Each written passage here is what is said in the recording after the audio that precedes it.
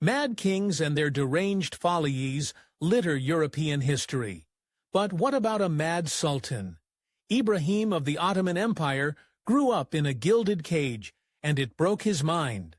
Though the son of Sultan Ahmed I, no one expected Ibrahim to become sultan himself. He was Ahmed's eighth son, and thus very unlikely to ever inherit the throne. However, Ibrahim had a secret weapon. Kidnapped in Greece as a teenager and sold into slavery, Kosam rose through the Ottoman court to become Ahmed's favorite concubine and the most powerful woman in the empire. She was going to have her work cut out for her. From the moment he was born, Ibrahim was in terrible danger. Ottoman princes weren't very big on wait your turn. They were more than willing to eliminate their own kin to ensure their place on the throne. The Ottoman throne was a little like the Iron Throne. Sitting in it could be a dangerous business. When Ibrahim was just 2, his father bit the bullet. So, beginning a bloody game of musical chairs that saw the deposition of one sultan and the execution of another. Finally, Mi'ad Force took the throne and brought some semblance of stability. But Ibrahim didn't get to enjoy it because his life was about to become an utter nightmare. Istanbul was no city of brotherly love in those days. Sultans kept large harems of concubines and had children by many different women. That meant most princes had different mothers, and thus there was little love lost between them. So how did Mirafor celebrate his ascension to the throne? By throwing all of his brothers into a cage.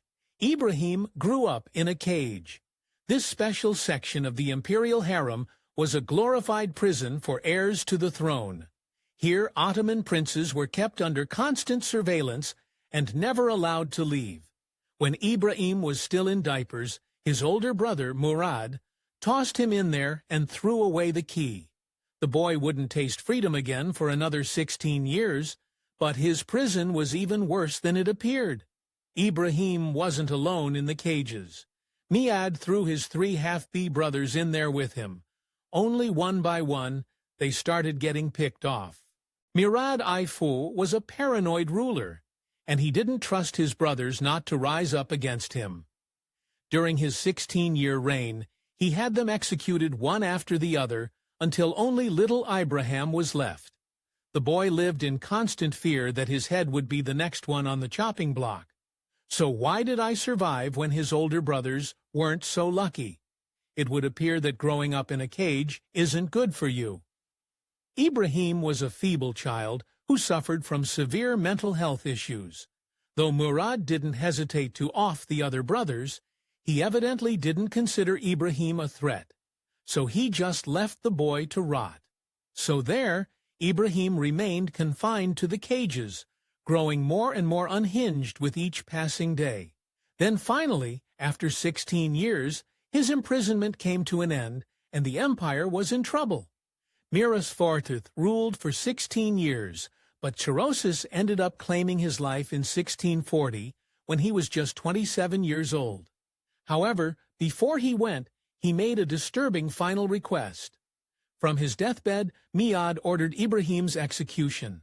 He knew about his brother's instability and told his advisors that he didn't want a lunatic a sultan.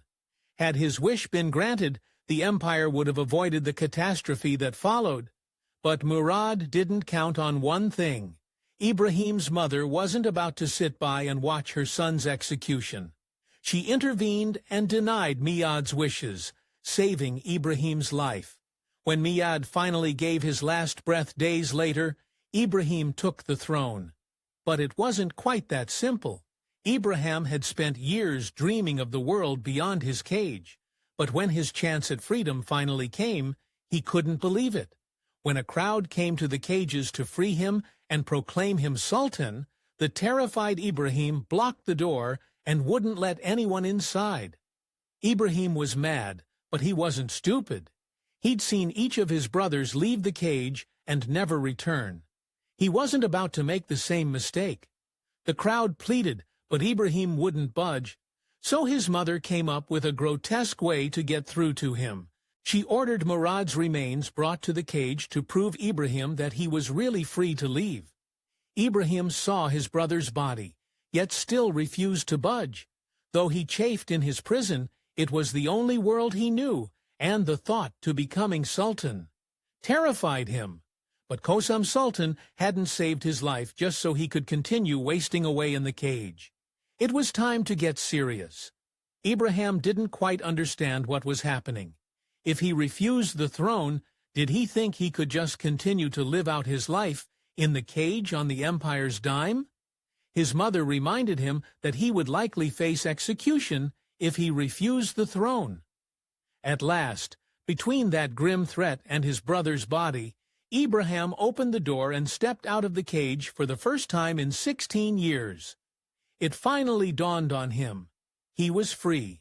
If only anyone realized what they had unleashed. Ibrahim's doubts evaporated the instant he left the cage. He allegedly began dancing through the harem, shrieking, "The butcher of the empire is dead." In truth, the butcher had only been replaced with another. Believe it or not, Ibrahim's reign actually got off to a pretty good start. His brother's old Grand Vizier was a very capable administrator, and he kept things running smoothly during that transition from one sultan to another. Now all anyone could do was wait and see what kind of sultan Ibrahim would be. And at first people were pleasantly surprised. It's hard to know what to expect out of a guy who grew up in a cage, but Ibrahim seemed to be reasonably well adjusted. He communicated with the Grand Vizier frequently and showed genuine concern with ruling the Ottoman Empire. He even went out into the city to see his dominion for himself, putting on a disguise and inspecting the local markets. All in all, things were going pretty well, but there were signs that something was seriously wrong in the new sultan. Ibrahim tried his best to rule, but a plethora of ailments haunted him. He suffered from excruciating headaches and attacks of physical weakness. Most modern scholars agree that the trauma of his upbringing caused these symptoms, and as the years began to pass, the good Sultan Ibrahim began to grow more and more unstable. He was heading down a dark path, and his mother knew it. Ibrahim's erratic behavior was becoming a liability, so Kosam Sultan encouraged him to distract himself with his harem. After all, a sultan needed heirs to carry on his line. Pretty soon, Ibrahim had fathered 3 sons by 3 different concubines, but he didn't stop there. It turns out Ibrahim had an insatiable appetite for women, and his mother struggled to keep him occupied, though she certainly tried. Kosam personally went to the market to make sure that her son had a constant stream of slave girls to keep him busy.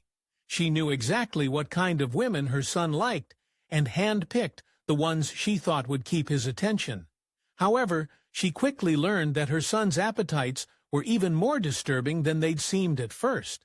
Ibrahim was a predator in every sense of the word. He kept his harem filled with hundreds of concubines, slaves who had no choice in the matter. Even more twisted, Ibrahim preferred women that he couldn't have. His girls who weren't in a position to refuse him didn't interest him as much as women he had to coerce. Surprise, surprise. The boy who grew up in captivity became a horribly damaged monster, and he didn't take kindly to hearing the word no. Ibrahim always got what he wanted. According to one story, he became infatuated with the Grand Moi's beautiful daughter. Ibrahim asked the religious leader for her hand in marriage, but the Grand Moi knew what kind of man I was. He'd heard stories of what went on behind the walls of Ibrahim's harem, and he didn't want his daughter to have any part of that. He refused the proposal to protect his daughter, but he underestimated just how cruel Ibrahim was. Ibrahim didn't take rejection well. In his rage, he ordered his guards to follow the Grand Moi's daughter. They captured her and dragged her back to the harem, where Ibrahim had his way with her for days before sending her back to her father and carrying on with his usual concubines. As long as I was distracted with his harem, his mother could essentially rule the empire in his stead. so she was willing to do anything to keep him occupied. Kosum knew that her son was frequently impotent, so she scoured the city for the best aphrodisiacs money could buy. She supplied these ointments to her son, so he could continue in his twisted fantasies. And yes, they were every bit as messed up as you'd imagine. According to one report, Ibrahim frequently liked to assemble all of the virgins in his harem. He would order them each to strip. Then he would run alongside them, neighing like a horse, ravishing one after the other. Even more deranged, he would order them to kick and struggle against him. The harem was a true nightmare for any woman unlucky enough to find herself there. And the large ones had it worst of all. He'd send men out to find the fattest women in the empire to bring back to the capital and join his harem. Ibrahim's obsession with his harem consumed nearly his entire life. He collected a vast library of books describing different bedroom positions and allegedly invented several new ones himself. But it wasn't all sex all the time. Ibrahim found plenty of other questionable ways to keep himself occupied in his harem. Since his harem was all he really cared about, should you be surprised that Ibrahim almost bankrupted the entire empire, decking it out? During his reign, the imperial harem reached untold heights of luxury. Ibrahim brought in the finest perfumes and jewelry for his concubines, a small consolation prize for the nightmare they endured. But above all else, Ibrahim loved furs. As in, he really loved furs. Ibrahim's obsession with furs earned him the nickname the Fool of Furs. He only wanted to sleep with women on extravagant furs. And he even had an entire room lined with lynx and sable just because he could. When you're a mad sultan, you've got to look the part. Ibrahim wore the finest clothes money could buy, but his ridiculous expenditures went beyond even what you're imagining. Being one of Ibrahim's concubines was a true horror unless he happened to be one of his favorites. Then he stood to receive the finest gifts imaginable. How fine were these gifts, you ask? Well, Ibrahim once gifted 2 of his favorite concubines the entire treasury of Egypt. However, there were hundreds of women in Ibrahim's harem, and they didn't all get treasuries. For the rest, life in Ibrahim's were beyond miserable, but at least they had one person looking out for them. Kosum Sultan used the harem to distract her son and take power for herself, but she wasn't completely heartless. When Ibrahim tried to force himself on one of his concubines, she pulled the dag and threatened to stab him, telling off her deranged son and allowing the concubine to escape the harem. She was playing a dangerous game, but she couldn't control Ibrahim forever. Something was going to give. Ibrahim's mother put up with his demented games because it got her the power she craved, but he was bound to cross the line eventually. He utterly humiliated his sisters by making his own concubines more powerful than them. He also gave away his sisters' land and jewels to his favorites. They were princesses of the Ottoman Empire, yet Ibrahim left them with nothing. Kosum Sultan was absolutely furious. She'd given Ibrahim everything only for him to betray his own family like that. A feud was brewing, and there would be bloodshed before it was done. Ibrahim the Mad invented new ways to be totally nuts. There was a shrine in Medina where previous sultans customarily left gifts. Ibrahim demanded his grand vizier reclaim those gifts for him. The vizier refused that bonkers request. Ibrahim made one of the craziest threats in history. He threatened to stuff the vizier with straw. This was not the kind of guy you wanted ruling one of the most powerful empires on earth. And the dark voices whispering in his ears didn't help matters. If you could get on Ibrahim's good side, untold riches awaited you. Unfortunately, being sensible wasn't one of the things that would endear you to him. Horribly inept, selfish, and arrogant people gained Ibrahim's trust, such as the mistress of the imperial harem. Anyone who could give Ibrahim what he wanted stood to gain immense wealth and power, and that paved the way for all kinds of shady characters. Before Rasputin, there was Chini Hoka, who claimed he had the ability to cure any illness. He cured Ibrahim's ailments, and the Sultan rewarded him with untold riches. We all know what happened when Rasputin infiltrated the Russian court. So, do you think things went any better in Istanbul? With Kosam and Ibrahim at odds, the only person who could resist the Sultan's cronies was the Grand Vizier, and he ended up 6 feet under because of it. The Grand Vizier knew that people like Hoka could threaten the empire, so he tried to keep them in check. But under Ibrahim's protection, Hoka and his allies grew too powerful for even the Vizier to contain. Hoka eventually grew influential enough that he managed to secure the Vizier's execution. The foxes were officially running the henhouse, and all the while, Ibrahim's descent into madness continued. Ibrahim was happy to let people like Hoka run the empire into the ground, as long as he could keep playing host with his concubines. As you can imagine, the empire suffered greatly for it. Once a stable, powerful political entity, the foundations of the empire grew shakier and shakier with each passing year. It would only take a shove for everything to fall apart, and that shove came in the form of a war. In 1644, Maltese Corsa captured a ship carrying several high-ranking Muslim pilgrims on their way to Mecca. Ibrahim's advisors convinced him to invade the island. So began a disastrous war with another powerful Mediterranean power, Venice. Such an undertaking would be hard for even the most effective sultan. All the Ottomans had was Ibrahim. This was not going to go well. Venice blockaded the Dardanelles, cutting off Istanbul's only connection to the Mediterranean and causing massive shortages of food and supplies. And what was Ibrahim up to while his people starved? He continued to levy brutal taxes to pay for the extravagances of his harem? It was not a good luck, and it very nearly spelled the end for the mad Sultan. In 1647, after 3 miserable years of conflict, a plot against Ibrahim began brewing. The latest Grand Vizier teamed up with none other than Kosam Sultan to despise Ibrahim and the right ship. Finally, somebody was going to do something about Ibrahim. Well, things didn't really go as planned. The plot to depose Ibrahim fell apart before it even got off the ground.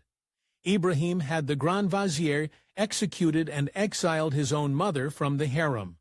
With that taken care of, he was free to deed himself with his concubines, as the disastrous war with Venice continued unabated. He also appointed a new corrupt Grand Vizier, who would let him do whatever he wanted. But if Ibrahim thought no one else would come for him, he was sorely mistaken. Just a year later, Ibrahim's number finally came up. You can't bankrupt an empire and run it into the ground without someone putting a stop to you eventually. The Janissaries, the Ottoman's elite infantry force, revolted. With the military against him, Ibrahim and his cronies no longer stood a chance. The first to go was Ibrahim's new Grand Vizier, and his end was absolutely brutal. The people of Istanbul had long since grown fed up with their mad sultan and his corrupt advisors. On August 8, 1648, an angry mob got their hands on the Grand Vizier, and it wasn't pretty. The mob tore him to shreds, gaining him the gruesome moniker 1,000 Pieces. Next, the mob was going to come for Ibrahim. And did the mad sultan face his end with dignity? What do you think? With the walls closing in around him, Ibrahim ran straight into his mother's arms. He'd exiled her before, but she was the only person who'd ever truly looked out for him. He begged Mommy to protect him, and Kosam Sultan gave him an ultimatum: abdicate or face the mob. That same day, guards seized Ibrahim and imprisoned him. Once again, he found himself in a cage, but this time he wouldn't leave alive. For now, all he could do was sit and await his fate. His one solace was that he knew his mother was out there working to protect him. If only he knew the truth. Kosam Sultan had sheltered her son for his entire life, even when he betrayed her. That time was over. She saw what her son had become, and she knew that he had to go. Writing, "In the end, he will leave neither you nor me alive. We will lose control of the government. The whole society is in ruins. Have him removed from the throne immediately." And that's exactly what happened. A coalition disposed Ibrahim of Mad and made a 6-year-old son the new Sultan. But no one felt safe with Ibrahim still alive, even if he was locked in a cage once more. The new Grand Vizier sought out a fatwa from religious leaders to sanction Ibrahim's execution.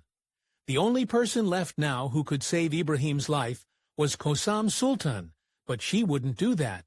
Ibrahim had beaten all of the motherly love out of Kosam. She consented to the execution, and the Grand Vizier quickly sent for 2 executioners. In a morbid twist, one of them was the same executioner whom Ibrahim himself had commanded for years. But if you're picturing a quick beheading or hanging, think again. The end of Ibrahim the Mad was far slower than that. As officials watched from an overlooking window, the executioners trudged into Ibrahim's cell and strangled him to death. But before their hands wrapped around his neck, Ibrahim managed to croak out one final plea for mercy.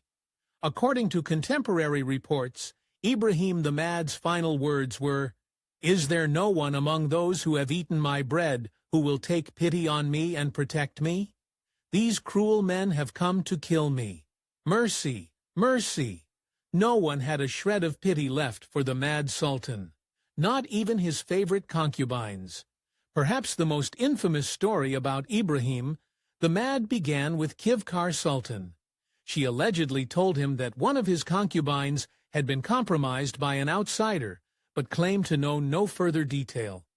I bet you can imagine how a paranoid lunatic like Ibrahim reacted. He raged for days demanding information on this mysterious traitor. However, no amount of interrogation uncovered a name. So, Ibrahim ordered one of the most disturbing acts in history.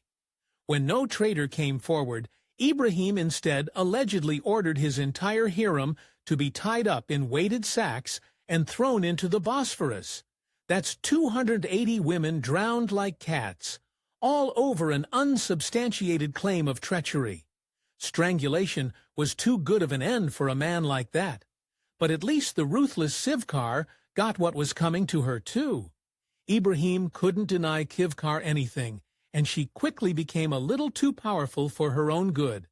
Soon she threatened Kosam Sultan's place in the harem, and that cost her her life. Kosam invited Ibrahim's lover to dinner, only to have her poisoned or perhaps strangled. She told Ibrahim that she had suddenly fallen victim to a mysterious sickness, and no one could save her.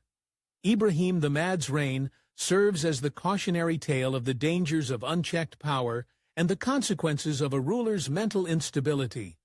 Despite initial promise, his descent into madness and tyranny nearly destroyed the Ottoman Empire.